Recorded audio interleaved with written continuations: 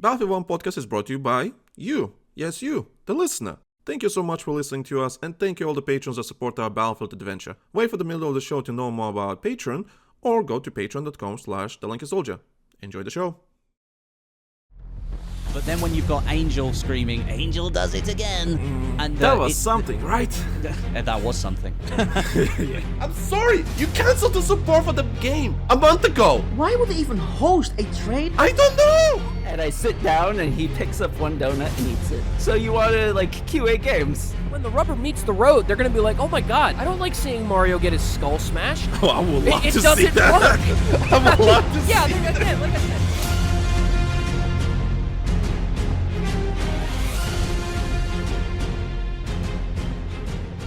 Hello and welcome to BattlefieldOne podcast, the only podcast in the world that still prays to our Lord and Savior, the Gold Battle Pack.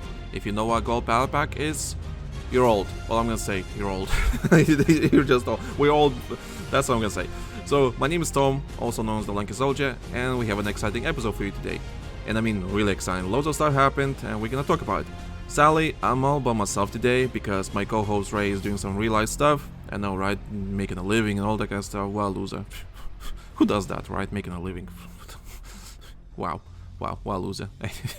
Anyway, so if you listen to our public Patreon episode from a couple of weeks ago, our end of the year review, we did say that there will be some episodes where it's going to be only me talking about Battlefield and all that kind of stuff, because it's that time of the year where we need to step up and be more consistent with the episodes. That's the fact. We just need to be more consistent, and more episodes have to come out because loads of stuff gonna drop, new information, all that kind of stuff. So yeah. It's just the reality. Unless you guys just work at the Patreon and suddenly we make a living out of this, yeah, sure, we're gonna do this together on a regular basis. But anyway, a lot of new information dropped, not official information, but a lot of interesting information. And we're gonna discuss it. So before we continue that, I'm just gonna say this. We have time codes. If you don't want to listen to the whole bit, you don't have a whole hour to spare of me babbling about this kind of stuff, that's fine. You can use the time codes and listen to what I have to say, all that kind of stuff, and it's just that to make your listening experience much easier. We have a Google Forms document for feedback, for questions, anything that you basically desire. You want to tell us what kind of sexy host we are, you can do that. Just use the Google Forms document in the description. No account needed. Just start typing and just send the feedback you want. It's that easy. It's just easier to communicate with us regarding anything regarding this podcast. It's there for a reason. We also have a Discord, so if you want to tell us in Discord server what kind of douchebags we are, that's fine. You can do that in our Discord server, also linked in the description. And we do have a Patreon, which you already heard the ad and everything. So we have live gaming gathering episodes, ad-free early access to this future podcast, future episodes, all that kind of stuff, behind the scenes footage, nice Discord emblem for your, for Discords and everything, so for all the members, and some other stuff that like we do giveaways once in a while. So all I'm gonna say for now. So you hear the ads for that. So anyway, so here's the plan for this episode. I will talk what happened. I will tell you should you believe what happened. Then I will go in full detail what happened.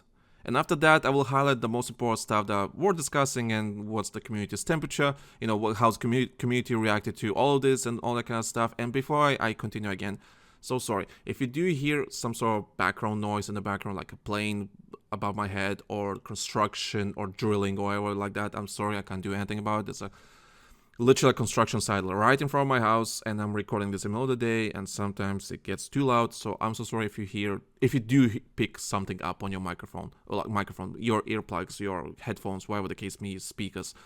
How you listen to this podcast, I'm so sorry if you hear something in the background. So I had to get out of the way. So, like I said, I will talk what happened. Should you believe what happened? I will go in full detail what happened. And after that, I will highlight, like I said, the most important stuff that is worth discussing. What's the community's reaction to all of it? And so I have some unpopular opinions about all of this. So we'll see how it goes. So, what happened? On a social media website, app, whatever you want to call it, Blue Sky, which is basically Twitter, but different, better, I guess. On a social media Blue Sky, there was a thread that was written by presumably a former developer at DICE. The thread covers a lot behind the scenes stuff, explains eternal history of DICE, most importantly, past Battlefield 1. There's some information about Battlefield 3 and 4 and all that kind of stuff, but that's not really that important. And it basically gives an insight what we can expect for the next game that is releasing later this year. So I wasn't sure if I want to make this episode public, as I was expecting this thread to be deleted soon. But from what I know, I was told some of the thread was changed. I don't know if that's true, but I have screenshots when it originally came out, so I'm gonna read from the screenshots, the original screenshots that I took back when it came out. So I was not thinking making this episode public. I was thinking covering this on Patreon because of the sensitivity of the subject. Some of the information I don't think should be public, but he posted it in public form, so I guess it's for us to read it. But after days of thinking, I realized it's the best for us to approach this from a neutral point of view and try to educate people how to approach this kind of information. Because I've seen a lot of content creators take this information at face value. A lot of news sites, content creators, they think like, oh, what he said was basically correct. And you know what's funny? Like, I'm just gonna say this, like everything this former DICE developer discussed or mentioned in this thread, we kind of already discussed that on this podcast for many couple of episodes ago, or whatever the case may be. All the stuff he said is basically sprinkled through our whole podcast series, all 27, 26 episodes. And that's why we're the best Battlefield related podcasts out there, because we can read between the lines and we understand how this ridiculous gaming industry works. So everything he said, this former DICE developer said in this thread, we kind of already mentioned that publicly talk about it on this podcast. And I'm so proud of us that we actually did that, because it just confirms to us and to you guys that are listening to this podcast that we're not absolute morons. We can actually read the room and understand what's happening. So I'm done patting myself on the back, but I'm gonna say this: like, we did good. This podcast is doing good regarding that. So anyway, like I said, I've seen lots of content creators and news sites that they took this thread at face value. I won't, even though I will not jump to the gun. I'm just gonna continue with this. So this is just a person that claims he worked at DICE on social media. Now, we'll always get some people pretending to be someone important and spread misinformation for many reasons we don't know, that only known for them. I've seen it many times, and this could also be the case. But what gives this thread some credibility, to me at least, is because there's some stuff mentioned in this thread. Like I said, we already talked about some of the stuff on this podcast itself. So some of it gives credibility because it makes sense. Some of the stuff that was mentioned here in this thread makes sense. And I sent this thread to some people of mine, that worked at EA, worked at DICE, or worked some other gaming studios, and I asked them what's their opinion about this, and they told me straight, like, yeah, majority of it is pretty much correct. Majority of it is pretty much on point, how it happened, what happened, all that kind of stuff. And that is really fascinating to me. And thankfully to some, I will not mention people, me and some others, we went digging and we managed to find the person that posted this thread. So he did not reply to me on Blue Sky, because I did ask, a question and asked him how to contact him, all that kind of stuff. And we found this person, who this person is, with some digging, with some, internet digging, research, whatever you call it. We managed to find this person. But I did not attempt to contact this person outside his Blue Sky account, because honestly, it's none of my business. So I will keep his name anonymous, as he was originally went anonymous while writing this thread, because he just wanted to express his opinion. He wanted to tell us something. And the way the gaming industry works these days, I fully understand why he wanted to be anonymous. I fully understand that, because this gaming industry, this industry itself, is more secretive than darkest FBI, CIA secrets you can imagine. And there goes the plane. Actually, before as the plane goes above my head, let me have a quick sip of water. Because I'm still recovering from my illness. I still have some fucking stuff in my throat, so it's sometimes annoying. Anyway, so this gaming industry is quite something. It's another topic for another day, but no point talking about it now. So what I'm saying is this, with this thread.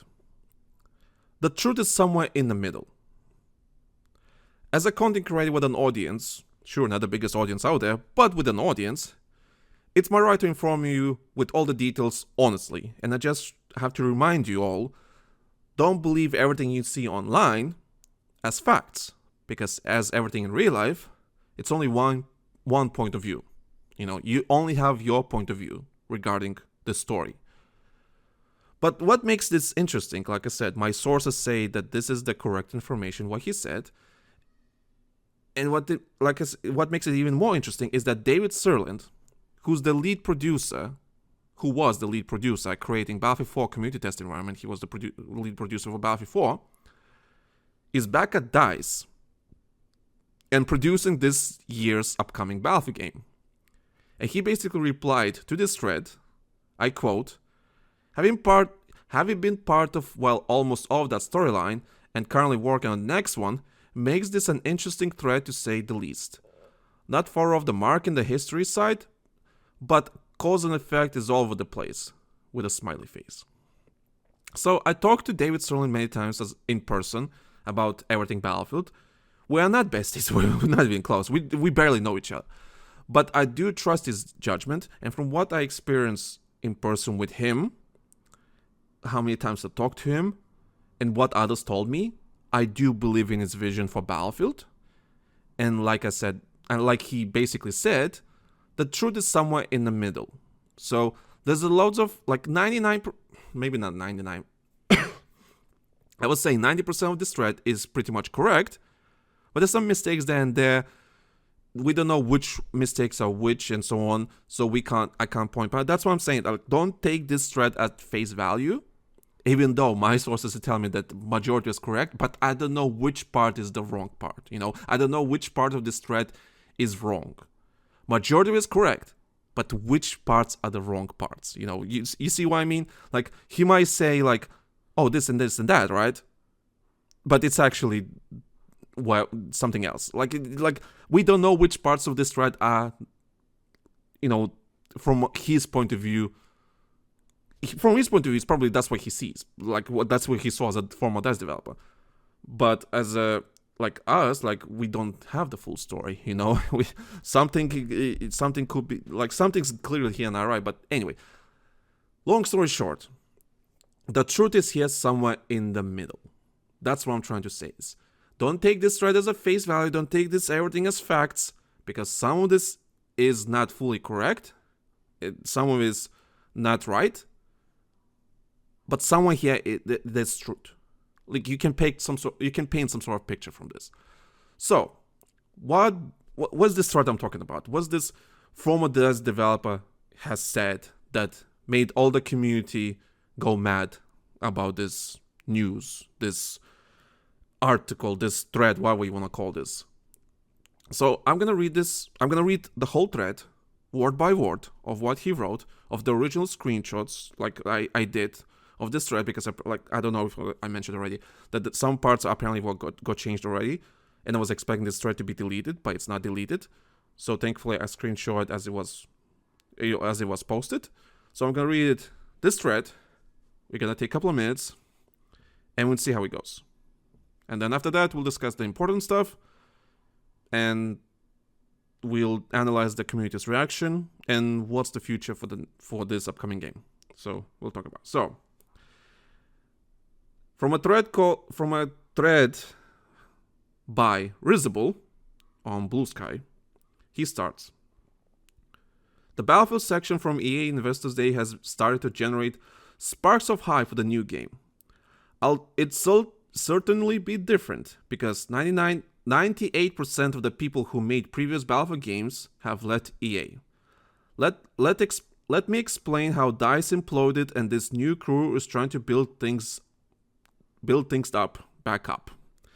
To understand the day, let's first look at back when DICE was acquired by EA. At that time, DICE CEO was a guy named Patrick Sonderland. He orchestrated the acquisition and was rewarded with a big paycheck and promoted to be the head of all EA game studios worldwide. Sonderland ran EA Studios out of the DICE office in Stockholm for 14 years. Sorry about the play in the background. He was a DICE guy and protected the studio within EA Studios system. Early on, he was more involved in recruiting and creative decisions linked to DICE and all the Battlefield games. EA set up with a central HQ in San Francisco, and game studios spread all over the world. Studios survive by keeping central EA out of their business. Studios fall apart when studios leadership can't stop central EA from meddling in creative, tech, and business decisions. Strong EA leaders protect the studios, and weak ones get micromanaged to death. This is the reason that so many EA studios have fallen apart: BioWare, Criterion, Maxis, Bobcat, etc. DICE survived longer than most because Sonderland's favor protected them from EA's more intrusive meddling. He also helps the DICE acquisition in 2005 through 2016. DICE was putting out bangers like Battlefield 2, Bad Company 2, Battlefield 3, Battlefield 4, Battlefield 1. Consistently earning tons of money makes it easier for EA Studio to tell the rest of EA to go away. The DICE leadership changed in 2016 where problems have started. The DICE general manager, Patrick Bugg, who was executive presence in Battlefield 3 and general manager during Battlefield 4, left DICE. Left in quotation. Publicly, this was a mutual parting with Sonderland, wishing Bugg well on his future endeavors. Within the studio, there were rumors that Bugg was kicked out of the. Within the studio, there were rumors that Bugg was kicked out due to inappropriate behavior. I don't know what emoji is that, but I'm really horrible with emojis. Basically, a shrugging emoji. Bugg was the pre-acquisition employee to lead DICE. Sonderland's new pick for general manager was Oscar Gabrielson. I'm horrible with the names. The young, charismatic founder of Uprise, in Uppsala, I don't know how to pronounce the Swedish town, an Uppsala-based studio acquired by EA and most notably for building Battlelog. If anyone remembers Battlelog, good for you. Like Sonderland, Oscar was a founder who successfully sold out to EA. Oscar took over while Star Wars Battlefront 2 was well into development. Neither he nor Sonderland recognized the game's design flaws that ultimately led to a incredibly controversial launch. Since Oscar was new, Sonderland was able to shift the blame to Bugg and eat some of the responsibility directly. Star Wars Battlefront 2 was the first serious monetary hit to Sonderland's DICE credibility. Money is everything to EA's executives, that's what he says here. As DICE rallied to work on Battlefield 5, Sonderland took more direct role, overseeing the game's vision and execution. This happened while BioWare was finaling Mass Effect Andromeda, yeah. Star Wars Battlefront 2 was... Okay, read that part. Andromeda launched in 2017 to embarrassing reviews and bad sales. The BioWare leadership credibility got hit, and Sonderland had now overseen 2 embarrassing launches in 2 years. He doubled down on personally directing Battlefield 5 to ensure that it would be just as big as Battlefield 1's record-setting launch. In 2018, Sonderland regularly reviewed playtests and tech demos, pulling producers and designers into his office to lecture them on how to build a game the right way.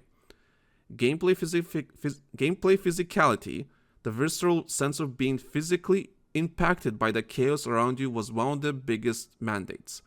The Battlefield 5 team was sent into physicality to push update games production values to create stronger sense of realism. This push was resources heavy. This push took resources away from creating critical path to content needed to finish the game.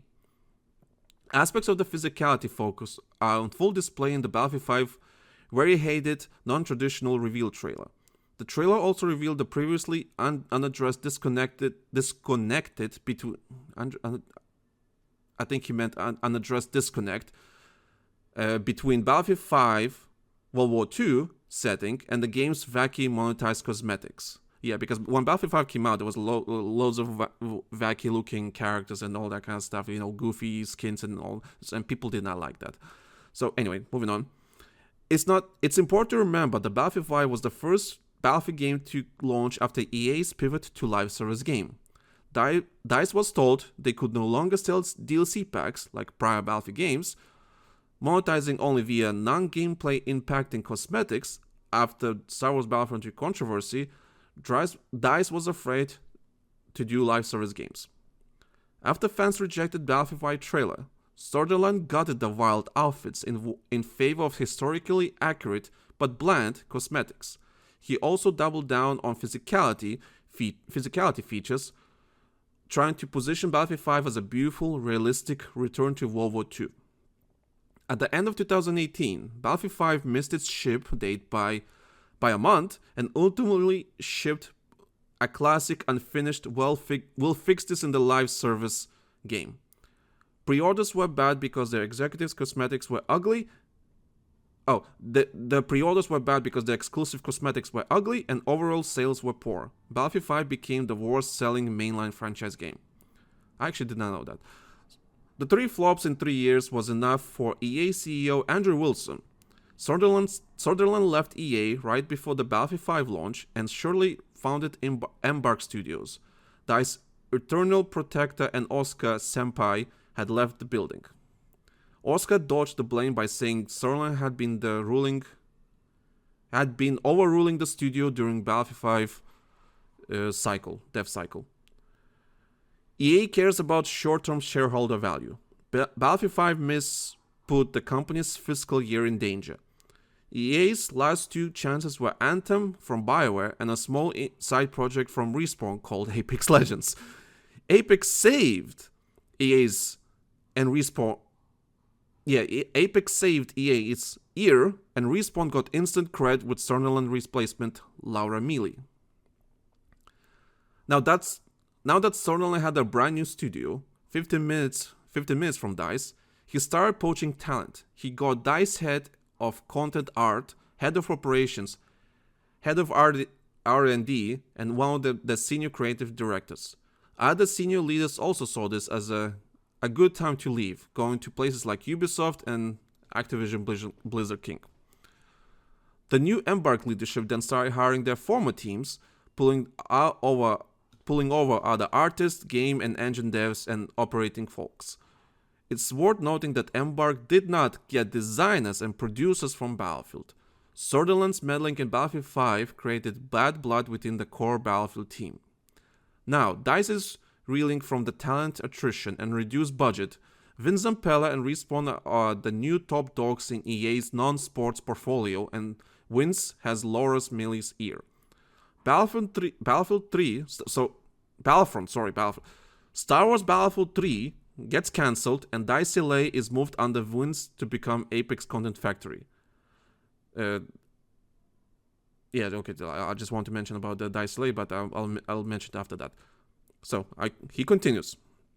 DICE is told to focus Battlefield 5 live service game, while Battlefield Brain Trust designs the next game. Free from Sonderland's intrusive oversights, in quotation, the remaining old-school Battlefield crew delivers Battlefield 5 War in the Pacific, while the newer guys iterate on what will become Battlefield 2042. I'm sorry if you hear that bang in the background. Again, construction. Battlefield 2042 launched in 2021 and underperformed versus EA's expectations. There are many reasons it underperformed, as he says he could write another lengthy post about this, but fundamentally DICE failed to align the game's content with what the audience wanted. I agree on that. 2042 also suffered from the game engine technical challenges linked to simultaneous development for PS4 and Xbox One and PS5 Xbox Series X consoles, a symptom of the Embark-induced brain drain. Regardless, 2042 was DICE and Oscar's final chance. Once it failed to deliver, EA cleaned house. The business people at EA have always looked longingly at Call of Duty and the gazillions of dollars it makes annually. They look at Battlefield and ask, why can you be more like that? Battlefield 2042's performance gave Vince Zampella and Laura Mealy their dream opportunity to turn Battlefield into COD. In 2021, Oscar was asked to leave. He was replaced as DICE general manager by Rebecca Kutes, a former Ubisoft general manager. At the same time, DICE hired Call of Duty's general manager Byron Beatty to join EA as a Battlefield general manager. Control of Battlefield was transferred to Byron in LA, and DICE was told they join a group of Battlefield studios, which we already talked on the podcast many times before even we knew about this. EA also hired Marcus Leto to build a new studio in Seattle called Ridgeline. The plan was for Ripple Effect, DICE, and Ridgeline to build Battlefield-like Infinity Ward, Treyarch, and Sledgehammer build. So basically, the plan was for Ripple Effect, DICE, and Ridgeline to build Battlefield-like Infinity Ward, Treyarch, and Sledgehammer build Call of Duty. Industrial Toys will make a Battlefield mobile. The loss of franchise control, controversial Call of Duty conversion plan, and BD plus Leto's attitude towards DICE drove out the remaining all-guard Battlefield devs.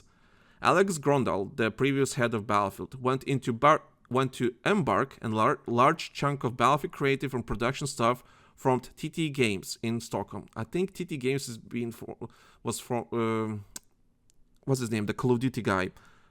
Wonderhart, why was his name? He was like responsible for Black Ops. Anyway, it could be the wrong studio. Not the point. Anyway, he continues. The pandemic and our wild global economy seem to have negatively impacted on the original COD conversion plan.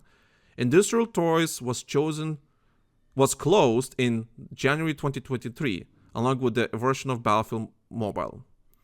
Ridgeline never opened post-pandemic, and Marcus Leto seems to have left EA in 2004 on bad terms, with a link to his tweet where he basically calls out EA for being douchebags. As of now, it appears that the new DICE, in quotation, Ripple Effect, Criterion, Motive are the Battlefield dev group.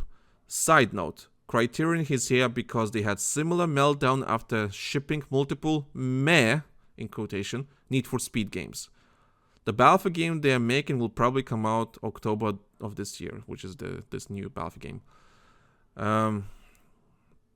Alright, I haven't worked there since the pivot to pool in Criterion and Motive. I do think it's interesting that the four studios are splitting the work up to work as in content areas and not building the game of their own, like Call of Duty Studio does, like, Infinity Ward does, Modern Warfare, Treyarch is doing Black Ops, and Sledgehammer is doing whatever. What he's saying is basically here that, DICE is making multiplayer, Motive is making single player, and so on. So it's like a content for one game, which is quite different from the Call of Duty system. Anyway, he continues. The goal is a new Battlefield game every year. I think EA has the roadmap to achieve this, but we won't see the next game in 2026. If BD sticks to his vision, we'll get a full-price main game with limited single-player, seasons, battle passes, and live service slop. He literally said slop. A free-to-play mode like Warzone. Let's see.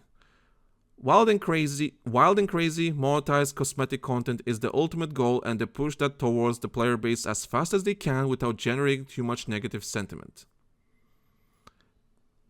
Pay for the game every year and pay for the battle pass and pay for the skins. I bet Battlefield Mobile is still on the roadmap, but not this year. They believe they need to repair the brand's reputation by focusing on the core gameplay that people want.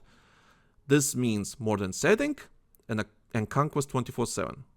They also drop 2042 operators and return to the soldier classes, which already was confirmed on IGN and Investical and so on. The most experimental feature I knew about was an idea to have AI commander, not ChatGPT or anything like that, just a traditional heuristic-based thing that automatically gives squad orders during matches. Near a flag that is being taken, go defend that flag. You are near another squad, link up and attack together. So if you're a Battlefield fan, temper your expectations. This is a new era of the game made by a completely new group of people following a new philosophy. Whether that's good or bad depends on your personal outlook. TTK Games is where most of the old Battlefield talent now works. I know what they're making, but I haven't played it. I can't speak on how close or far is from a spiritual successor. If you know Embark, then you probably tried the finals. Beautiful production value and Battlefield-like destruction. EA leadership, which is Wilson, Mealy, BD, Zampella, all of them, are corpus through and throughout. They want to extract maximum revenue from their players and drive up shareholder value. They make games to make money. Did he miss that I there? They make games to make money, not the reverse. If you read and that's what he has. If you read to the end, thanks. Feel free to ask questions about Battlefield, and people will keep asking questions, all that kind of stuff. So anyway, let me have a sip as I've been reading for a while. I was thinking it's going to take me a couple of minutes to read this through, but apparently it took longer than expected. Anyway, so let me remind you guys. The truth is here somewhere in the middle. From his point of view while working at DICE, that's what he saw and witnessed. But for the sake of this podcast, let's ignore outside factors and all that kind of stuff, the folks surrounding this thread. Let's presume that this is correct. All of it that was mentioned in this thread is correct. So, what's the community's reaction to all of this? Well, because everyone had taken this at face value, the community's reaction to this thread was extremely negative. And before I say anything, I have to mention this fact, because context matters. The most hardcore Battlefield community members, who played a lot of Battlefield games, and follow Battlefield news, all that kind of stuff, they are 25 plus, if not 30 plus year olds. You know, as I on the public Patreon episode, I mentioned to Ray, I told him, hey, do you want to guess what's our demographic? What kind of people listen to our podcast? And to people that listen to this podcast, the majority of our audience are 25 plus year olds. You know, they're 25, 30, 40 years old. So it's our generation, right? We've been playing Battlefield games since 2010 as bare minimum. That's the audience. That's our audience, and that's the hardcore community Battlefield right now. That's the hardcore Battlefield community. So when I read all this negative feedback about this thread, of course they will hate it. Of course they will hate this thread with passion, everything they hear, because they will hear like, oh, Battlefield's trying to be Call of Duty. You know, they're trying to, you know, was it a couple of months ago, was it like 6 months ago, there was an investors call, and Andrew Wilson said that the next Battlefield game is going to be a tremendous live service. And we did talk about that in investor call. And we said, at least I said, I don't remember what Ray said, but I said, like, duh, of course it's going to be a live service game. It's a AAA shooter with big budget and all that kind of stuff. Of course it's going to be a live service. But anyway, I'm getting off tangent. So the most popular negative highlights I've seen from the community, they complain about three things. Like they were negative about the things that stick out. I read these comments from Reddit, Twitter, YouTube, and everything else. These are the top complaints I heard about this thread.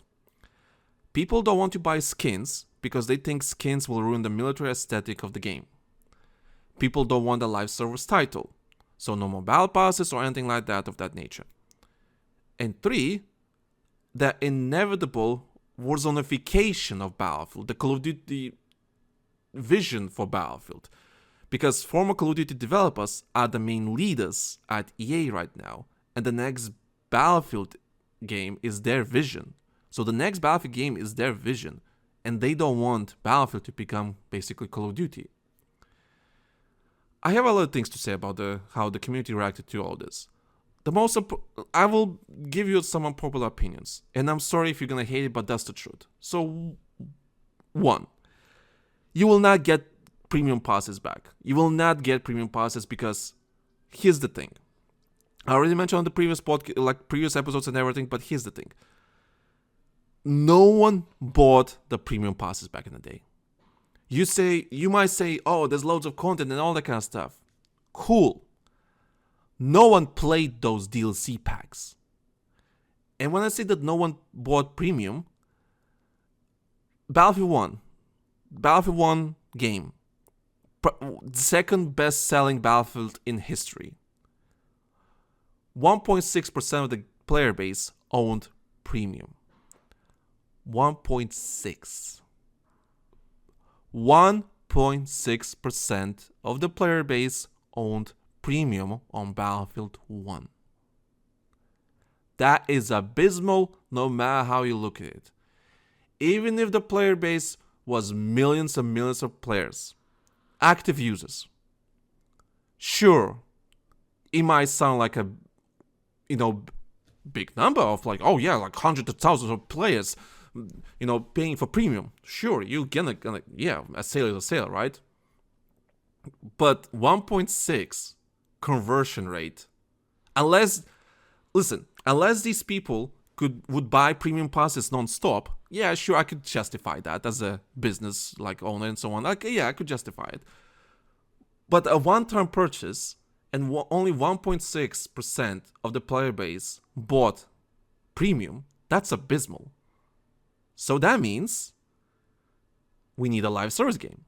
Because, sure, we can make a one-purchase game. Don't get me wrong, I get that sentiment behind that. I get that. I fully understand. People's I want to buy the game and just play it without any battle passes, all that kind of stuff. I just want to enjoy the game. Fully understand you. Fully understand you. But you have to remember, these games cost a lot of money.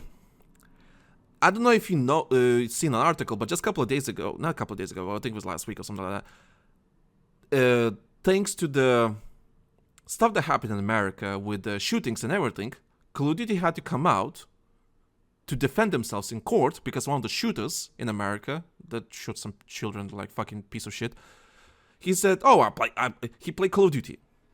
And people sued Activision because he played Call of Duty.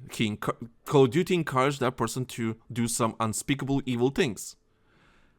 Of course, we all know, if you listen to the podcast, I presume you have some brain cells that you don't think video games cause violence, especially Call of Duty. That is So Call of Duty had to come in court and defend themselves. And with that, because they had to defend themselves and everything, there's some details come out. And last week or 2 weeks ago, there were numbers released by Activision how much their games cost. What's the budget for the games? And it was the budget for the last, I can't remember, 10 games? 5 games? I can't remember. So Modern Warfare 2019 was 400 million. Black Ops Cold War was 700 million. Vanguard was 500 or 300, I can't remember. And so on. It was these budgets, we're talking 400 million, 500 million, all that kind of budgets, right? And think of a movie, right? I think the last Godzilla movie was a Godzilla X Kong, I can't remember, a new age something empire, I don't remember. Anyway, the last Godzilla movie, right?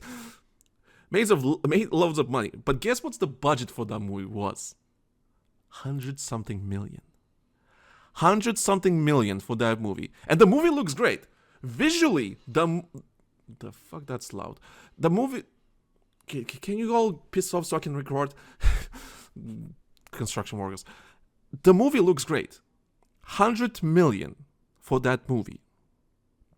Right? 100 million. If a Call of Duty game costs 500 million... So you can only imagine how much this new Battlefield game costs. With 4 freaking studios making content for this game. So we're talking Criterion, Motive. No, wait. Motive is making single player. DICE is making multiplayer. Criterion is making content for this game. And then Ripple Effect is doing Warzone-like mode for Battlefield. Can you imagine the budget for this game? Right? Can you imagine the budget? 400 million is probably just the starting point for this new Battlefield game. Just the starting point. I'm not saying it's right or wrong that the budgets are overbloated. Sure, they can be. I get that. But that's the reality we're working with, right? No matter what I have to say, that's the reality we're working in. Hey there, listener. I hope you enjoyed the discussion we're having right now. Before we continue, like I said at the start of the episode, I will tell you all about the amazing Patreon that is helping us keeping the show going. Patreon.com/TheLankySoldier. Some Patreon exclusiveness. We here at Patreon would love for this. You sound like every nerd in all the 90s TV shows. First, I want to thank every single person that joined as a free member or subscribed to our Patreon in the last year. The support was amazing and only motivates us to continue with our Battlefield adventure. He does this knowing full well how much I hate AI generated shit. yeah. He does this on purpose. This is what we call capitalism. This is his way of getting my ass in order to just make money real quick out of nowhere to buy a fucking webcam. By becoming a patron as a free member or subscribing to any tier, you're not only supporting the show, but you're also getting a lot of content back. By subscribing to any tier, you'll get ad-free early access to all our future episodes. You can already listen to our previous episodes ad-free by just joining the Patreon as a free member.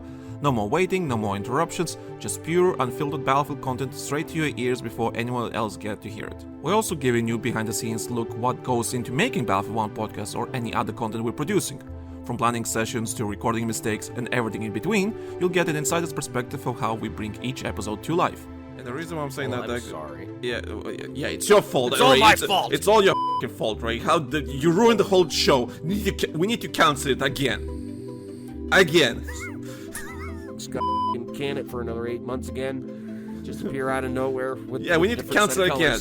Ray, what the did you do? And that's only Battlefield. We're also offering access to our exclusive Patreon podcast series, Live Gaming Gathering. This is a show where me and my friends gather together to talk about everything in the video game industry, to movies, to anything else that is on our minds. With more than 30 episodes already available, this is hours and hours of content for you to listen. Trust me, they are the most fun and amazing conversations we ever had because it's just us being us, relaxed and actually having fun. Alright, I think we need to move on because we've been kind of on this subject for about the last 15 minutes now. Yeah. We got a couple of things in order. Are you feeling better now? Let this Yes, team off? Yeah, you got that I off do your feel chest. I do feel better. Oh no, wait, one more thing. For example, Angelo. damn. No, we were in discussion. I'm not gonna mention any names. We also believe in keeping our patrons informed, so I post monthly updates to let you know what to expect in the upcoming month. So you'll always know what to expect in the future if you're not sure about the content we're posting. And just recently, we opened a new Discord server where people can talk to each other and get all the latest updates about our content or the Lanky Soldier channel.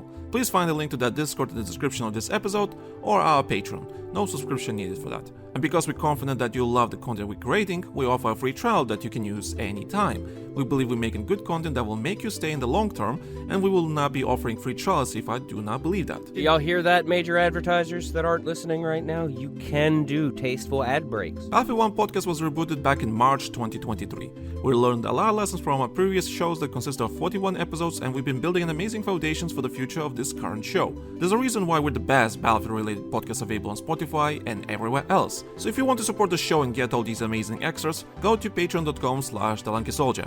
Your support means the world to us and helps us keep delivering the content you enjoy. Thank you for being part of our small Battlefield community, and we look forward to seeing you on Patreon.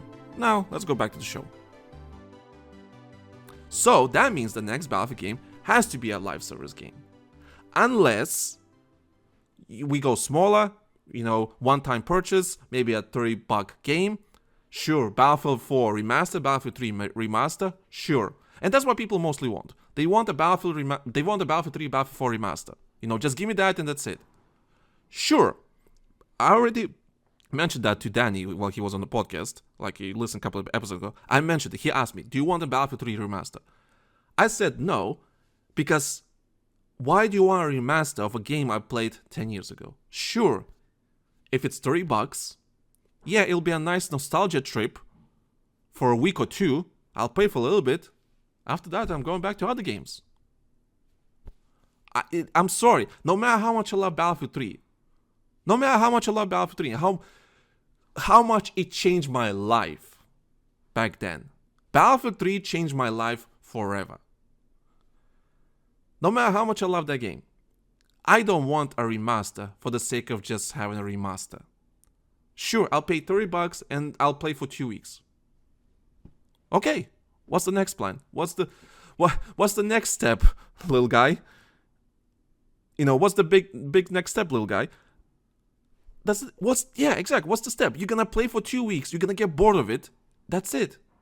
Because you already played that. Sure, it could be a nice entry point for the new generation because, like I said, the Battlefield community is very old. The community, it's 25 players are old. Like, it doesn't have... Battlefield is not appealing to young people.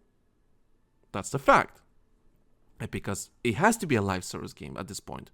It has to be a live service game so you can have the longevity to survive for that long.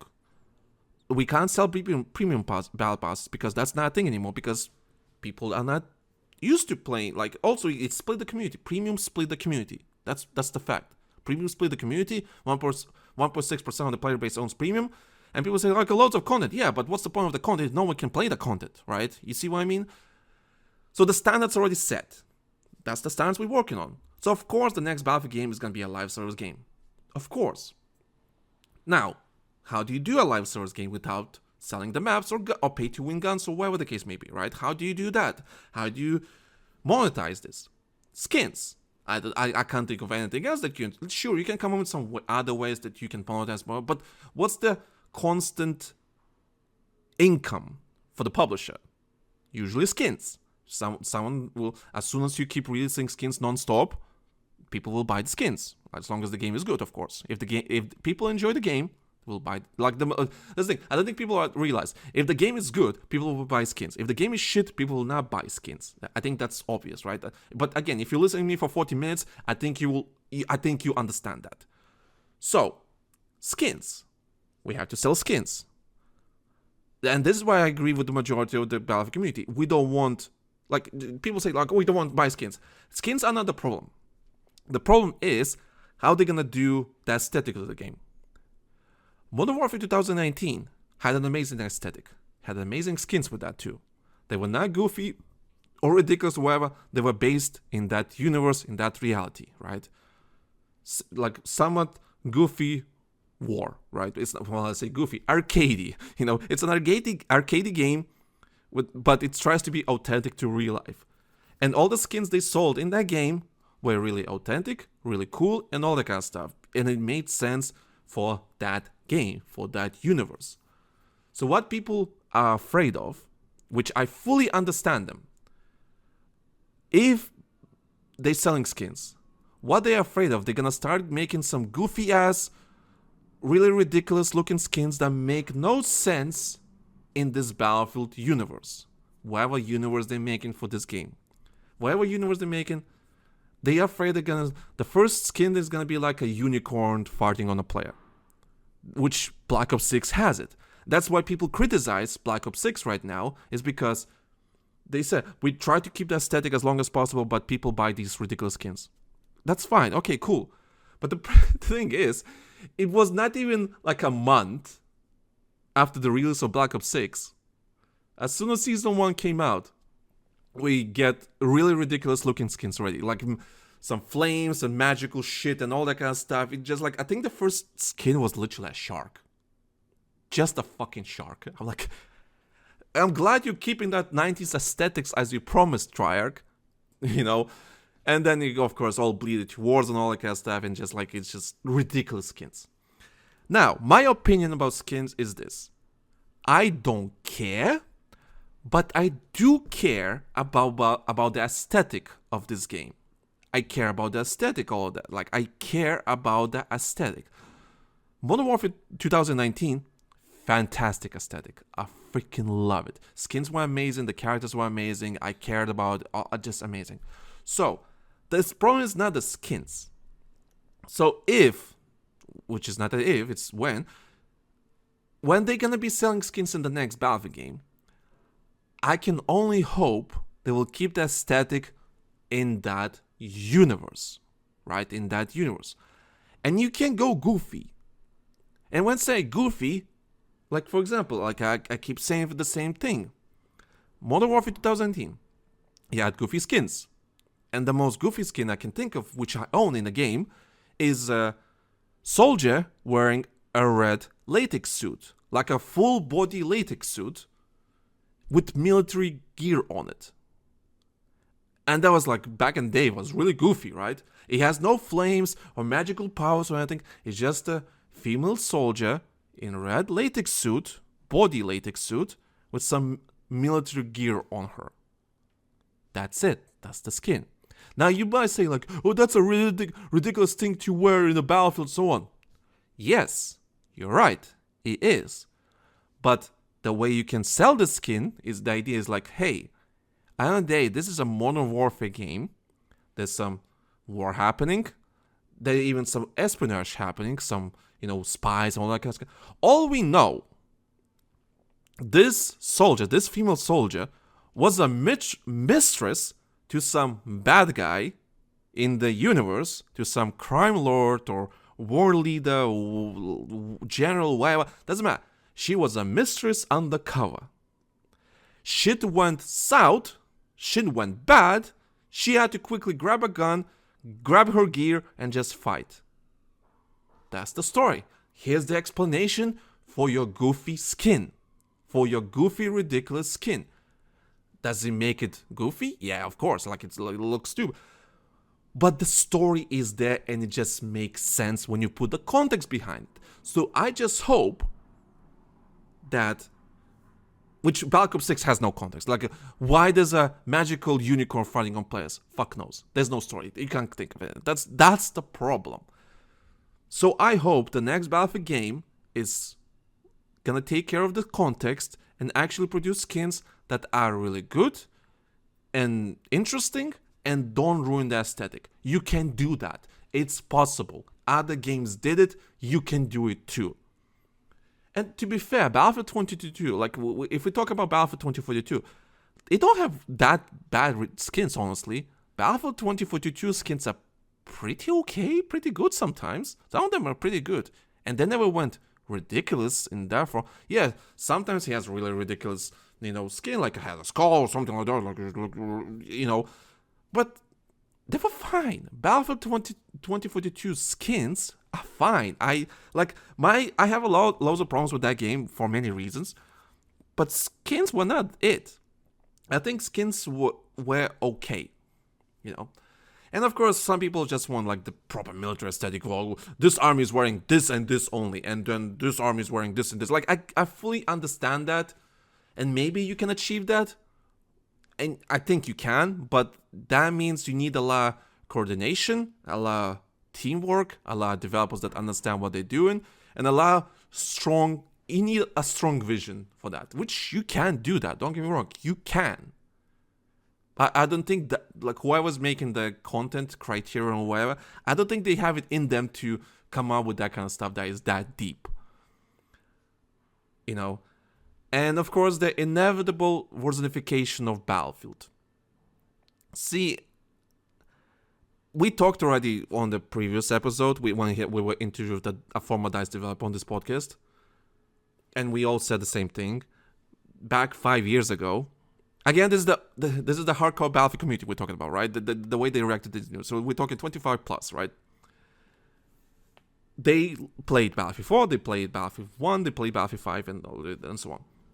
Battlefield 3, 5, and whatever. All the Battlefield games. So they lived through that. And back in the day, we always thought, why Battlefield needs a Battle Royale? Battlefield doesn't need a Battle Royale. Who needs a Battle Royale? And as time went on and we realized what Battlefield is, all that kind of stuff, we all agreed, you know what? Battle Royale is part of the Battlefield sandbox. It can be, because Battlefield is a sandbox. Battlefield is a bloody sandbox. So it doesn't matter if it's a conquest match, a rush match, a breakthrough match, 5-on-5, Battle Royale, extraction shooter, whatever the case may be. It can be part of Battlefield as long as it does Battlefield things, As long as it keeps the spirit of Battlefield, it can be anything.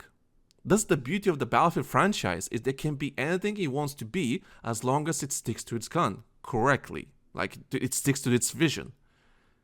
That's why I'm not angry anymore about Battle Royale coming to Battlefield. You know, the Warzoneification of Battlefield. Because if you think about it on a deeper level, let's ignore, you know, predatory tactics for you to buy a skin, right? Let's ignore Activision's, you know, attempts for you to buy skins or have fun in the game, whatever. Let's say the game is what it is, right?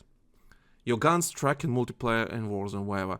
You can buy some skin or whatever without shoving up your face, whatever. You do it because you enjoy the game.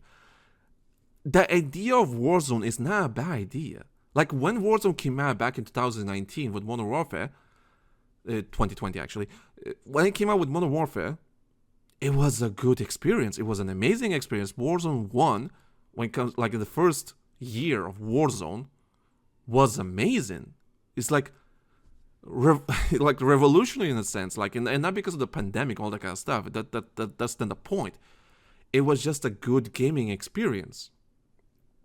It just made sense. Like everything you play in the multiplayer will carry over to Warzone, and Warzone is free to play. That means your friends can join to play with you, and if they want to, you know, go deeper and hardcore, they can always buy the game or whatever the case may be. Or if they don't want to buy the game, you can level up the weapons in Warzone and still have fun. It's like Warzone itself is great. You know, it's great. It's like there's nothing wrong with the system or the idea behind it. And if Battlefield can do the same thing, not copy paste the Warzone system, but get inspired by the system to make something better that makes sense for Battlefield, great. That's like the ultimate live service game. Like yeah, I get you hate it, but we go with the live service game no matter what. It's just, that's the reality. You either pay $30 for a remaster and play for 2 weeks, or you get a live service game that you can play a bit longer for like a year or two. And you know, on the side you get some skins on, like, sure, we get a live service game, but it can be a good live service game if done right. Because Warzone and Modern Warfare 2019, that was a good live service game.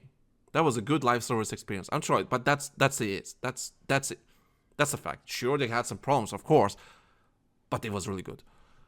And regarding this, that's the community's reaction. That's why I feel about the community's reaction, because it would still will live in the 2010s. The community is still living in 2010s. I've seen comments saying, like, well, that's fine, I'm going to continue playing Battlefield 4. That means you will not even buy the next Battlefield game. You're not the target audience anymore. I'm sorry, but that's the fact. If you still play Battlefield 3 and Battlefield 4, more power to you. Enjoy those games. But loads of people, including me, I'm like, I already have hundreds and hundreds, and if not... Battlefield 4 alone, I have almost 3,000 hours. 3,000 hours on Battlefield 4 alone across the Battlefield 4 on PC, console, and CTE. Altogether, I have about 2,700 hours. 2,700 hours on Battlefield 4 alone. And God knows how many hours I have on Battlefield 3, probably more.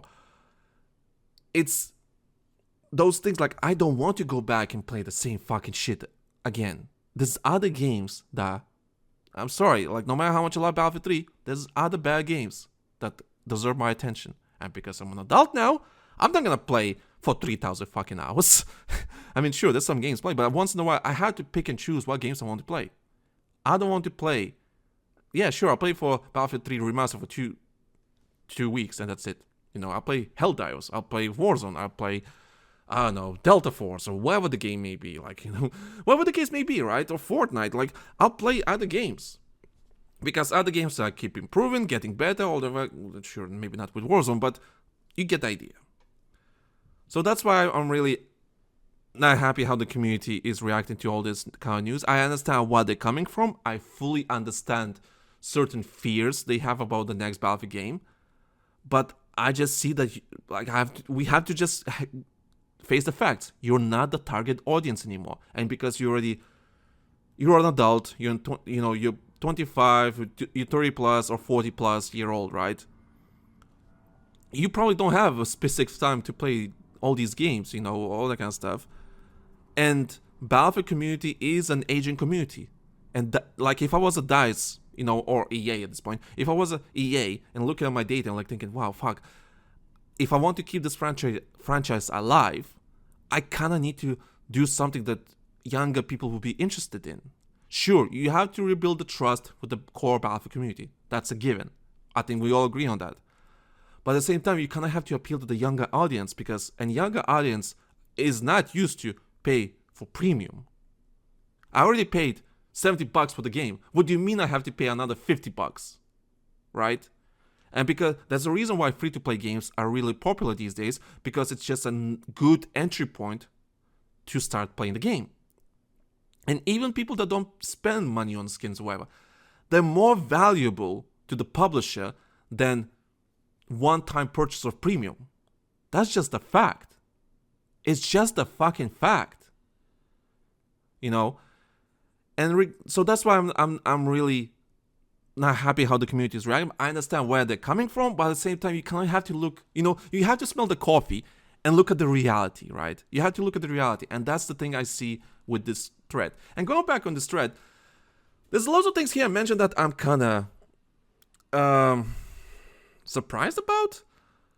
Well, not surprised. Okay, I'm not surprised about, for example, EA is leaving the studios alone as long as they continue making money. They don't give a shit, and I think that goes reality with every AAA publisher these days. Activision, Microsoft, Microsoft, Activision, same thing. But big publishers, I think it kind of goes the same way. For example, studios have leaders that protect them from meddling from the big corpo. Andrew Wilson doesn't come in and starts to micromanage you and so on. So I am kind of I fully get that. For example, they got Byron Beatty and Vince Zampella to take over the next Battlefield game, and they're the leaders.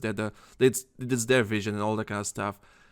And the thing is, I presume from what I've seen, they're smart people, corpus or not corpus. Here's the thing: if you're in this position, you can't need to play the corpo game. I hate it. I understand that. But people say that these people are corporate throughout. Sure. But you don't go into those positions without being corporate in some shape or form. And it's funny that in this thread, he says that basically the executives are blaming each other. Oh, no, it's Buck that did this, than the other person. Oh, no, it was Sonderland that did it. It's just, they're just blaming each other. And I was actually talking to a friend who worked at DICE. And he worked at EA, not DICE. Well, he worked at DICE too, but he worked at EA for many, many years. And he told me that when he started back in 2005, when QA was actually QA, he told me they had a mascot called Scapey the Scapegoat. And basically the point of that mascot was that that's how the corporation is. Basically, the top blames the bottom, and it trickles down until QA, the lowest of the lowest, right? And at QA, you can't blame anyone. You can't point fingers. So that's why Skippy the Scapegoat mascot made me laugh when he told me about it, because that makes so much fucking sense. So anyway, regarding this, the EA is not meddling with studios because they have leaders that protect them. And they protect the studios, and as long as the studio is making money, they don't give a damn. Which I think is normal and kind of fucked up, but I get that. So let's see. This one, I wasn't sure if I want to mention this. So DICE general manager Patrick Buck, with Battlefield 3, they all apparently he left on mutual whatever. What was the word I'm looking for? Whatever. Mutual parting, that's the word. Apparently he left in good, both of them parted ways on good terms and everything, but apparently there were rumors at the studio that says that he got kicked out for inappropriate behavior. Now, this is a HR type of deal thing. I don't think I have the right, and I don't think I have the information to say anything what that inappropriate behavior is, because inappropriate behavior can be anything. It could be bullying, could be sexism, could be just being an absolute moron, whatever the case may be, or just crude jokes. fuck knows. Fuck knows. This is, I don't know why he wanted to say that. Maybe he wanted to get that out of the way. Maybe he's not that happy with him, that this former developer that wrote this thread. Whatever the case may be, it's a chat thing. And there were rumors about it. These are not confirmed rumors. These are not facts. Fuck knows. So I'm not going to mention that much, but I just find that really interesting and so on. That's it. That's all I'm going to say. Right, so what did it say? Neither did Sonderland recognize the game's design flaws that ultimately... Okay, so that's Battlefield 2 stuff. That don't really care about that. Just like it was kind of obvious. Oh, Sonderland. The Battlefield 5, the Battlefield 5 thing. I can't believe it, but Patrick Sonderland is definitely kind of the hero the Battlefield community wanted. Like, don't get me wrong, Battlefield 5 was not that good. But the gameplay aspect of it, like having more physicality in Battlefield 5, that's actually not a bad thing. I mean, the physicality actually what made Battlefield 5 somewhat tolerable. I understand it, like, he also didn't mention this thread, is that dice delay, back then, well, ripple effect now, but back then it was dice delay. He didn't mention that the reason Battlefield 5 exists in the first place is because the game that Dice Delay was making got scrapped 2016. Yeah, so Dice Delay was making a game. I will not mention what game is it because it's not my things to be, because for some reason EA is very protective about that for some reason. I don't know why. There's still strong NDAs about it. I don't know why. But Dice Delay was making a game. I don't know what game that was. I will not mention it on this podcast because it's not my fucking business and I don't want to break NDAs, even though I didn't sign NDAs, but you know what again. Like, from the perspective of the friend who worked on this game, NDA exists, so I will not mention for some reason really it's hard about it. Anyway, Dice Delay was making a game. It got scrapped for reasons unmentioned. And Dice Sweden comes in and has to make a Battlefield 5 because they got nothing else to do. Like, shit, the game that was scheduled for this year got scrapped. That means we have to make something else. So Dice Sweden comes in, and that's why Battlefield 5 is a development hell, because it was just not fun to work on. It was stressful, horrible, all that kind of stuff. That's why there was a big mass exodus of developers leaving DICE, because it's like, we had enough. It was a development hell. Mostly says because of mostly because of Patrick Sonderland's meddling with this game. But I have to agree with Patrick Sonderland. The physicality of what made Battlefield 5 is actually a good thing. I do not agree with everything physicality that was in the game. For example, tanks are the worst in the series. The Battlefield tanks that were in that game, worst in the series. Horrible experience. I'd never want to experience that ever again.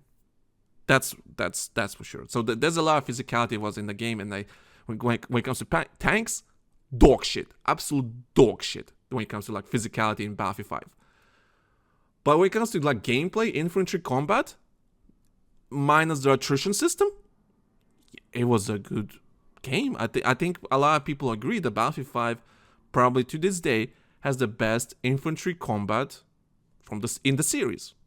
I think Battlefield 5, when people ask what's the best game when it comes to infantry combat, Battlefield 5 is probably it, honestly. Ignoring the visual clutter, all that kind of stuff, when it comes to just pure mechanics, Battlefield 5 is probably the best. So I kind of have to give credit to Patrick Sonderland to pushing for that, even though there was some development problems and all that kind of stuff, and the reveal trailer, and that probably fucked up a lot of things, but not the point.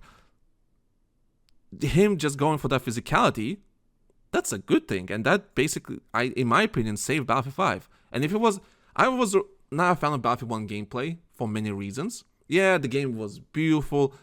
Battlefield 1 was like aesthetically pleasing, and it was World War 1, all that kind of stuff. It's just like it's a beautiful game with a beautiful aesthetic, with a good vision. But the gameplay itself was not interesting to me.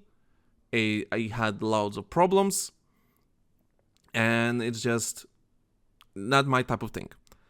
And when Battlefield 5 was opposite of that, basically, even though it tried to, for example, I was rewatching the trailers for Battlefield games, and I was watching the Battlefield 1 single player trailer, and I was watching the Battlefield 5 single player trailer.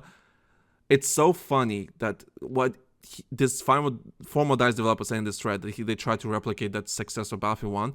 You can tell by the trailers, they're basically almost identical trailers. Not identical, but they went for the same theme, the same idea for the trailers. Like, Battlefield 1 was a bunch of stories about certain people in World War One. And Battlefield 5 basically is a story of certain people in World War II.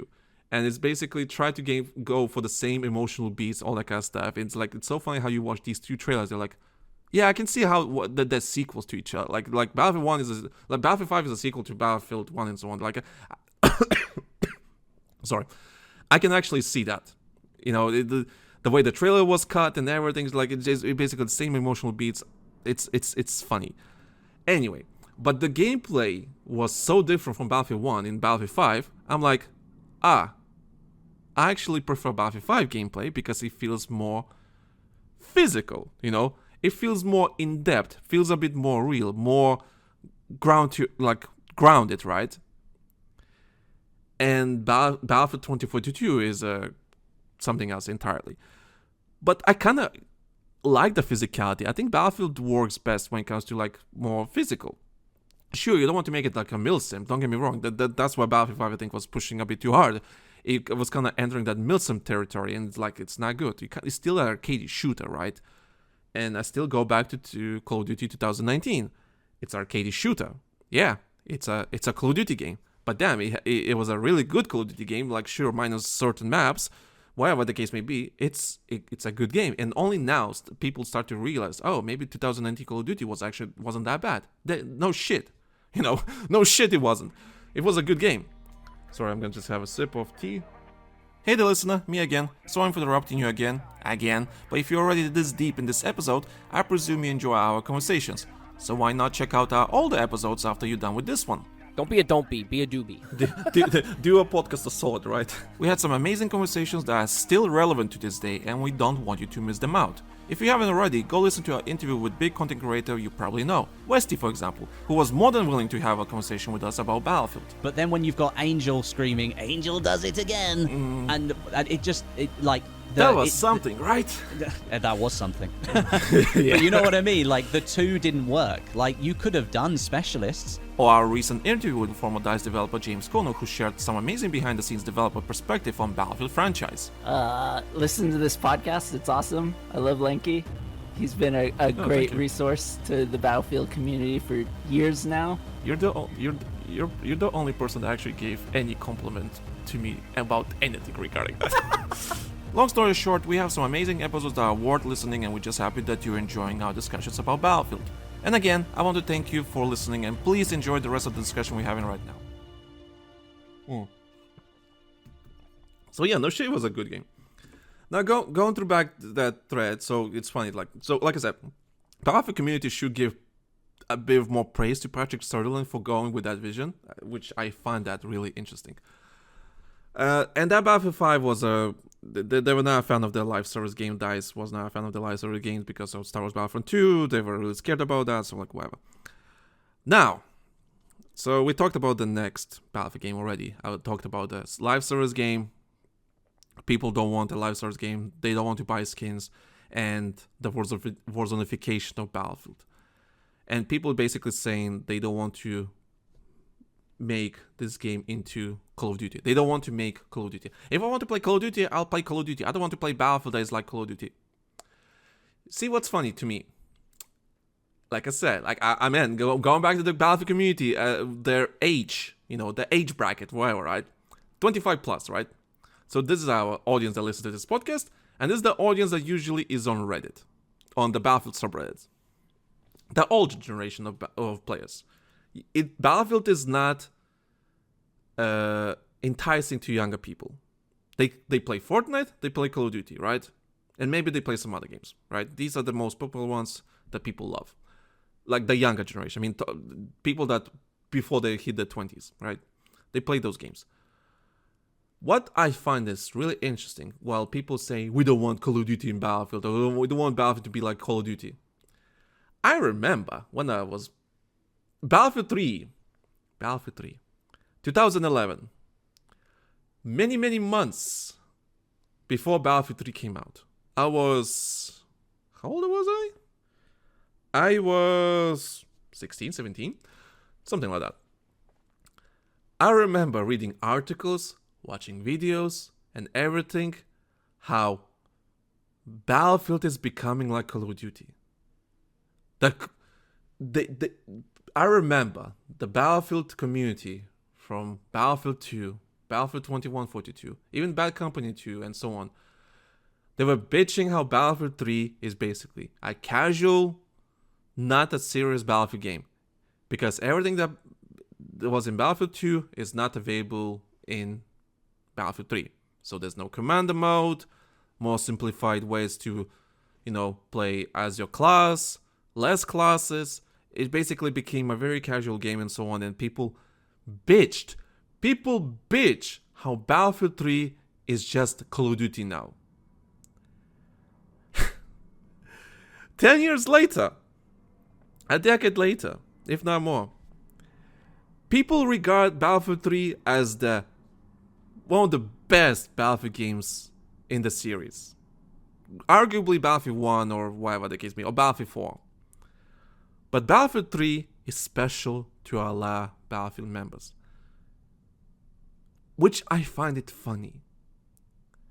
I find it so fucking funny that Battlefield 3 back in the day was being criticized for being like Call of Duty. Even in the famous trailer, 99 Problems and Bitch Ain't One, Battlefield 3 trailer,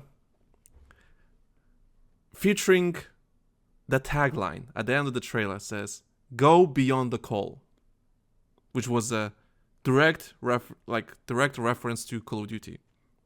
It was a statement by them saying, "Hey, we are better than Call of Duty. You should play Battlefield.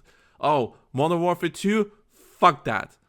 Battlefield 3. Oh, you want to play the newest Call of Duty game, Modern Warfare 3?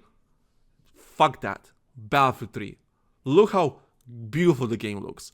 Look, we have jets, we have vehicles, we have, weapons and everything. Smooth gameplay, aesthetic is on point. Fuck COD, we're Battlefield. Go beyond the call." And that was Battlefield 3. And people bitch that this is Call of Duty now. And now, straight to the present, 2025, January 22nd,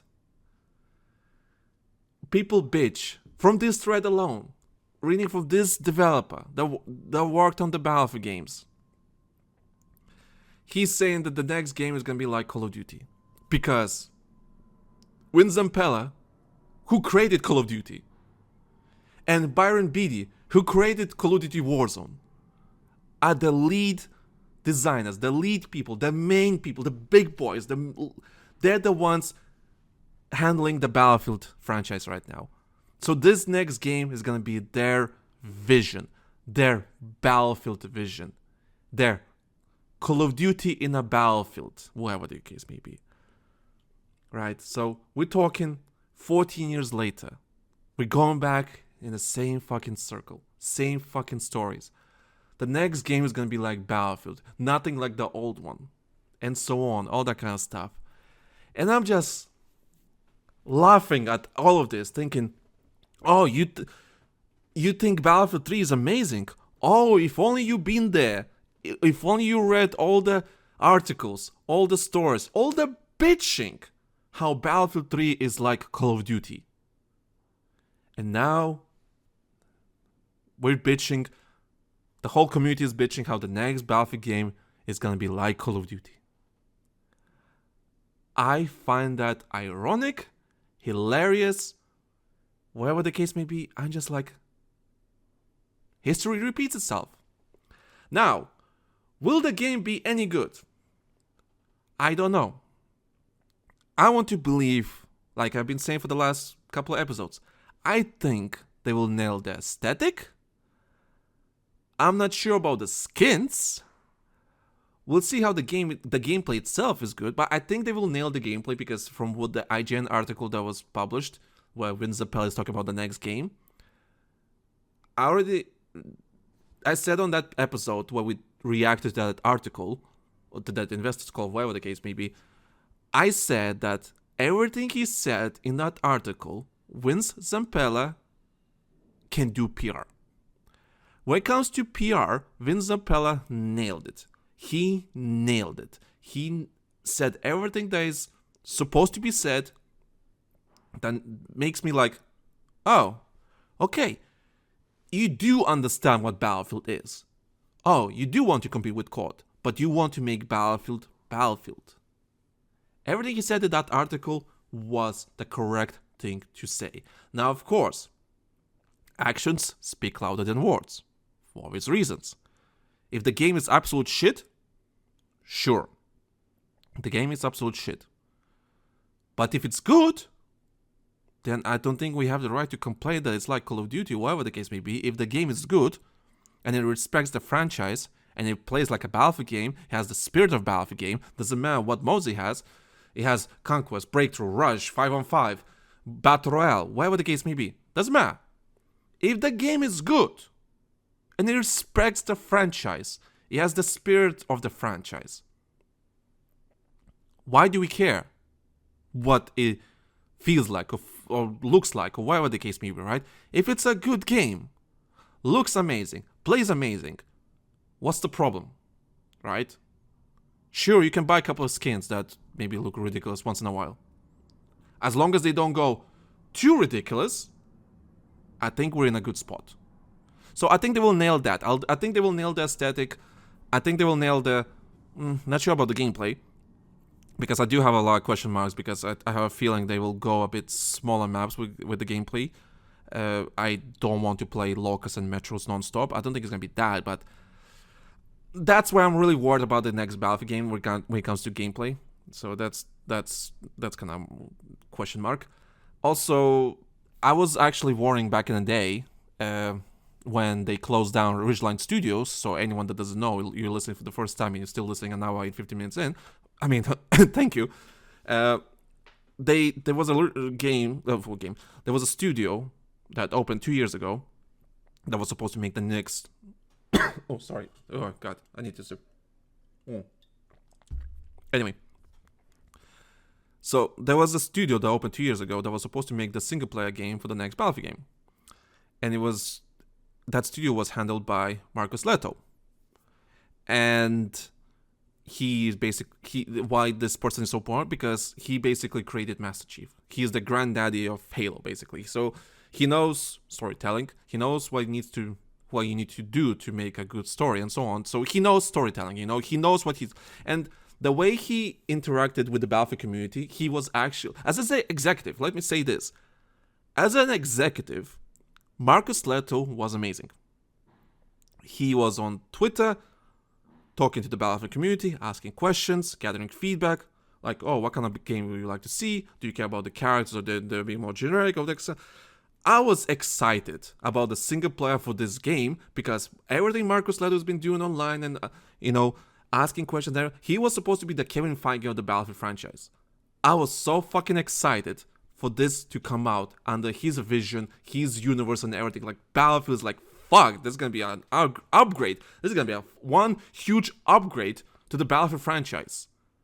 And then EA closes the studio down, and he leaves EA with bad terms, and basically calls them absolute morons and douchebags. I'm fully on Leto's side on this case. That's the thing. And I was wondering, why did the studio close? Like, sure, me and Ray talked about, like, this is not natural. This is something else happening behind the scenes that it just doesn't make sense on a business type of, because this is not only happened at EA, that they opened a studio and they closed it 2 years later without even showing anything, and they happened in PlayStation too. So it's like, I don't know, did they discover some sort of weird? Did these companies discover some weird loophole where company can close a studio without spending money? I don't know. It's so unnatural and weird. I don't know. Something's happening behind the scenes that I don't understand. I don't have the details. Whatever. Long story short, I just knew that there was a studio making a single-player game. I was really excited because the person handling the studio was really into the Battlefield community. He was getting questions, he was getting feedback and everything. Battlefield had a really, really amazing, bright future. But the studio got closed down. Leto left the studio, left the company itself, and so on. And I was wondering why that happened, minus EA's weird stuff. I was thinking maybe the DICE and Leto did not find common ground about something, and I was like, maybe Vince Zampella was not a fan of Leto's attitude towards something. Maybe Leto, because I was talking to Ray about in the last couple episodes ago. I was thinking, is this because Leto wants to do like a proper reboot of the series, but DICE was like, so no, it's not a reboot, it's a sequel. Like, but you need a clean slate to start making, your Battlefield universe and all that kind of stuff, right? So maybe, that was the problem, and that he could not deal with that, and maybe when Zampella took DICE perspective, or the case, maybe maybe Leto was like trying to make like a game, while Vince Zampella and DICE would try to make. Well, I don't know what was the case. But according to this thread from this former developer, he says that basically that Byron Beatty and Marcus Leto did find common ground. They both agreed on something specific. And their attitude towards DICE drew out the old guard from the, of Battlefield devs from DICE. So the Beatty and Leto were not okay what DICE was doing, and DICE was like, no, fuck you, this is our franchise, and so on. And people will take DICE position in this case. They will take DICE position, like, yeah, because Battlefield is DICE, baby. Like, of course DICE has to make Battlefield. Like, fuck these Call of Duty developers, or whatever the case may be. Like, fuck them, right? Don't let them near the franchise. It's our franchise. Fuck them. I will say an unpopular opinion about this. I'm kind of on Beatty's and Leto's position here. I'm sorry. Because look at this way. What this former developer said, and he's right. Battlefield 5 was not good. Battlefield 2042 was definitely not good. Battlefield 1 was already questionable. Sure, beautiful game, sold well and so on. Yeah, sure, whatever. But it was already like a decline in certain cases. Battlefield 4 came out broken. The only reason you remember Battlefield 4 in good terms is because Battlefield 4 CTE, which is David Sirlin, was the reason why Battlefield 4 was saved in the first place. And now he's back at making this new game. And if he's still at DICE, which he is, it looks like he's on Beatty's and Leto's. He's with them. It seems like it. Like he actually agrees with it. Otherwise, I'm pretty sure he would have left by now. If he did not agree with that, he would have left by now, because my dude is talented enough and everything to get a job at any studio. If he's still there, it looks like he agrees with them. So, you know what? It's a really unpopular opinion, but changed my mind. But I think DICE needed that purge. The studio itself needed that purge. And the way Leto interacted with the Battlefield community, I'm sorry. I want this man to lead. I want this man to make a Battlefield game, but sadly, that will not happen because he left He left EA on bad terms. The Ridgeline studio that he founded to make the single-player game for the next Battlefield game is closed down, and all that is being pushed to Motive to finish it, or whatever the case may be, or start from scratch. Well, I don't know what's the case, but anyway. I kind of wanted that person to make the next Battlefield game, because I'm sorry, like, yeah, we do love a good Battlefield game, but like, how many times we can be doing the same thing over and over again since 2010, if not even 2005, like, oh, Battlefield has to be this and this and only this. Why? We need a fresh perspective. And people outside Battlefield, the Battlefield inner circles, they're like, well, this could be better and that could be better. Maybe we can do that and that, so on, but still keep the respect of the franchise, right? So I'm kind of agree with Marcus Leto and Byron Beatty that, yeah, maybe the purge was needed. Maybe the purge was needed. And I'm not talking about EA being EA. That's a completely different story. EA executives being executives, worrying about the shareholders, all that kind of stuff, sure. Fuck them. Fine, I get that. I'm not talking about them. I'm just talking about the creative process here. I think we needed a purge. We needed it because DICE was not doing well, and I'm not feeling that the next game they will make, if it wasn't for Byron Leety's vision for the next game, I don't think they will make the next Battlefield game any good, honestly. I think we'll be going to say, oh, look, it's Battlefield 3, but updated. Or whatever the case may be. Or, like, sure, it will not be the same thing, and I'm speculating, I'm just spitballing, all that stuff, but we needed our purge. We really needed our purge. That's why I think. If we want to see Battlefield progressing and actually growing as a franchise, Battlefield need to do something different, something else that is like unique to them. That young people and the younger audience and everything to be like, to play Fortnite, to play Call of Duty, like, oh, Battlefield doing something interesting. I want to try that. I want to see that. Battlefield hasn't done that for like years. It's been a while. So I kind of low-key agree with the purge. That's what happened. What else we can talk about? Also, the codification, all that kind of stuff about the franchise. I don't know. No point talking about. Anyway, so, oh yeah, there was a mention in that thread about the goal is the goal at EA is to make a Battlefield game every year. Right. So regarding that, I do agree with the Battlefield community that we don't need a Battlefield. Actually, you know what? I agree in general. No, it even comes with Call of Duty. I don't think a new Battlefield game every year is the right thing to do. I think it will get stale really fast and stupid and so on. So I fully agree with that. I fully agree with the Battlefield community. An annual Battlefield game is dumb and stupid. That being said, they might have that goal. They might have, that idea that they're like, yeah, we should have a Battlefield game every year. But I think the value of the Battlefield franchise is that it's not an annual thing. As soon as you make Battlefield an annual game, you literally lower the value of the franchise. Because Battlefield is not Call of Duty. It's just, that's the fact. You have to do Battlefield what Battlefield does best. It has to have legs for long-term success. Otherwise, I don't think Battlefield can succeed. Because that's why you say, like, we don't want Call of Duty. Yeah, that's when Battlefield becomes Call of Duty. That's the problem. So I agree with the Battlefield community and everyone else that Battlefield doesn't need to go annually. It just, because it devalues the franchise, on so many levels. So EA might have these ideas and so on. Sure, you might have ideas.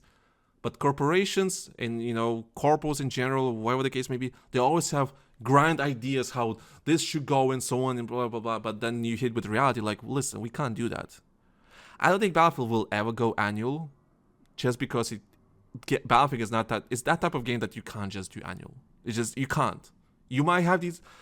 Andrew Wilson might have this idea, thinking like, rubbing his fucking hands, thinking like, oh, a Battlefield every year, that would be great for my bonus and everything. In reality, I don't think they can do it. Because I don't think it's realistically possible, and I don't think it's physically possible.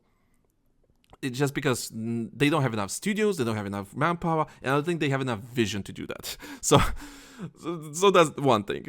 So I don't think that's gonna happen, and at least not in the next 10 years. I don't think so. It's just, I don't think it's possible. Whatever the next game is, what kind of success... Like, listen, if the next game is a fucking success, they want to keep that shit as long as possible. Simple as that. Like, why do you want to ruin all that goodwill and everything with a new game that comes out a year later? Like, why do you want to do that? It's like we're like, oh yeah, we're gonna buy it. Unless they're connected somehow, like Warzone.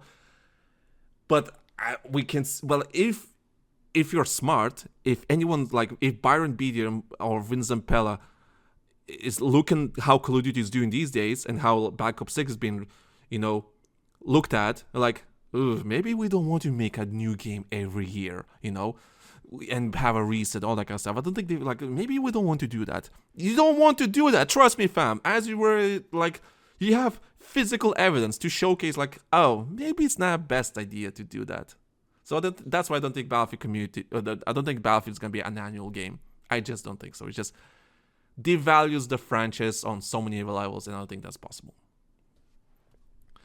Right, well, there was something else. Let's see. let me quickly go through this thread. Also, as I was going through my notes, I just quick mention just. Oh, we don't want goofy cosmetics and everything in a Battlefield game. I'm just saying, like, U.S. military has the power to bring Burger King into any country in 24 hours for their soldiers. So a Burger King type of skin on a soldier, I don't think that's the worst thing ever, honestly. Like, it just makes sense. Also, Ukraine war produced like so many things that it's just ridiculous. Like, there was a Santa Claus pilot shooting Russians. Like, yeah, that happens. Okay, I'm just going through quick through this thread just to see if I missed something interesting or whatever. Battlefield 2, don't care. This is not important. Battlefield 5, we talked about that. EA cares about short-term shareholder value. That's just obvious. Right, talking. Let's see. Battlefield 2042. General manager's leaving. Yeah, we talked. Yeah, okay, that's it. Yeah. Oh yeah, that's Battlefield Mobile being mentioned and all that kind of stuff. Yeah, I kind of like. I think he's right. Having a mobile game these days is very valuable, and it will be a no-brainer not to focus on that in some shape or form. So we'll see how it is. I was kind of disappointed Battlefield Mobile got scrapped, but maybe for the best. Maybe it needs a different, like, it needs connection. For example, if you want to play Call of Duty Warzone on mobile, when you play Call of Duty Warzone on your phone, it's a different game from the regular game, but all your content is there. You know, whatever you do on mobile transfers to the game, and what you do on the game transfers to mobile. So, I mean, if Battlefield did not have that, on Battlefield Mobile did not have that, I fully understand that. Like, yeah, why would I care? So I fully get that. But yeah, that's kind of it. So that's what the former DICE developer said. That these are my opinions about everything that was said in this thread. That apparently is 90% correct, according to my sources. And like I said, the truth is somewhere in the middle. Some of it is correct, but small details there and there, some of it is not correct. So we just don't know which part is not the correct part, but it does it helps us to paint a picture what happened at DICE, what happened at EA, and what's happening with a new Battlefield game, you know? The codification, the versification of the next Battlefield game, and people don't want to say, oh, we don't want COD in Battlefield, we don't want Battlefield to become COD. And I'm just saying, well, we've been here before with Battlefield 3, and look how that turned out. Battlefield 3 was a fantastic game, fantastic legacy, and we have talented, amazing people working on these games, and I have a feeling the next Battlefield game actually might be good. The only people that don't like about this next game, according to the leaks and everything, is the live service and the skins. I mean, can't avoid it. I'm sorry, that's just a fact. It's just a fact. You can't avoid. Unless you have a remaster for $3, sure. But you're not gonna play that for more than 2 weeks. And the only people who will play that is the hardcore Battlefield community that is 25 plus or 30 plus year olds. And EA doesn't have. You can't grow the franchise like that. Like, I have to agree with EA or just pure business aspect of this franchise. Battlefield as a franchise is not doing well in market-wise and so on, because, like, you want to grow the franchise. You have this big franchise. You want to grow it. And for it to grow it, you need young people to be interested in the game. So you need to do something that young people will be interested. I'm not saying, like, oh yeah, put the fucking ridiculous skin in the shop and people will... But no. Make a great game. Respect the Battlefield franchise. Make a great Battlefield game. But adapt to the current times. You know? Premium passes will not do. Because people will not pay for map packs anymore. That's... Unless it's a co-op game or single-player game. That's the only way. Multiplayer games that's supposed to be like, want to be competitive, or, you know, competitive multiplayer shooters. Sure, Battlefield is not really competitive, sure, but two different teams fighting for the flags, that's competitive in a sense. You can't sell map packs. You can't sell guns. The only thing you can sell is something that is outside the gameplay. That is not pay to win. as Battlefront 2, Star Wars Battlefront 2 showcased that to you. You cannot do that. People will not be happy. So, on that note, I'm just gonna say this. I am still, after all this thread, after this, whatever this is, this thread, I'm still looking forward to the next game. I have high hopes for the next game because, for many different reasons. I think it's gonna be a fresh new start that Battlefield needs. But I can already say that there's gonna be a lot of growing pains for the next game, for this franchise. Because we're having another reset, whatever you want to call it. Because we do need a reset. I'm sorry, we do need a reset. I don't want to play the same game I played 10 years ago. That's the thing. They want to be on good terms with the Battlefield community. They will do their best, but at the same time, they will try to do something that is modern, something that makes sense in the long run.